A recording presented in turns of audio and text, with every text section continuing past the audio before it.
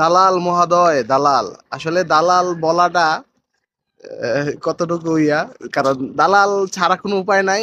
আর দালাল ধরেই আপনার বিদেশে আসতে হইব। আর দালালরে আমি তাদের একটা নাম দিছি, এরা হলো আল্লাহর অলি। এরা যদি খুব নিকটতম লোকও হয়, তাদের মধ্যে যারা এই কাজ করে তাদের মধ্যে ওই আপনারে ঠকাইবো বা আপনার দিয়া ব্যবসা করব, এই টেন্ডেন্সি তাদের মধ্যে থাকবেই। তার নামই দালাল। তো তাদেরকে আমি নাম দিছি হলো আল্লাহর অলি। তারা হইলো আল্লাহর অলি। এখন এই আল্লাহর অলি ছাড়া তো আপনি আর বিদেশেও আইতে পারবেন না। কয়জন আইছে দালাল ছাড়া?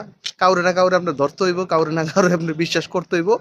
এই প্রবাসে যেখানেই যান, দালালের মাধ্যম লাগবেই। আর এইসব আল্লাহর অলি থেকে সাবধান থাকবেন, কারণ কথা কাজে অধিকাংশ দালালই হোক আর আল্লাহর অলি হোক, তাদের কারোই কিন্তু কথা কাজে ঠিক নেই।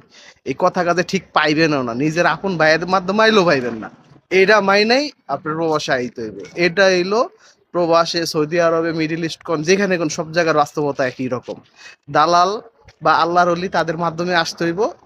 ভালো মন্দ বুঝেই আপনার এটা মাইনা যাইতে হইব। তবে নিজের পজিশন বুঝা, নিজের অবস্থান বুঝা আইসেন। এখানে সৌদি আরবে আসার পর অনেকে দেখা গেছে মাসে মাসে ইনকামের মুখ দেখে না। এরকম হাজার হাজার হাজার হাজার পোলাপাইন আছে, 3 মাস 6 মাস ইনকাম, বাড়িতে টাকা বাড়াইতে পারে না।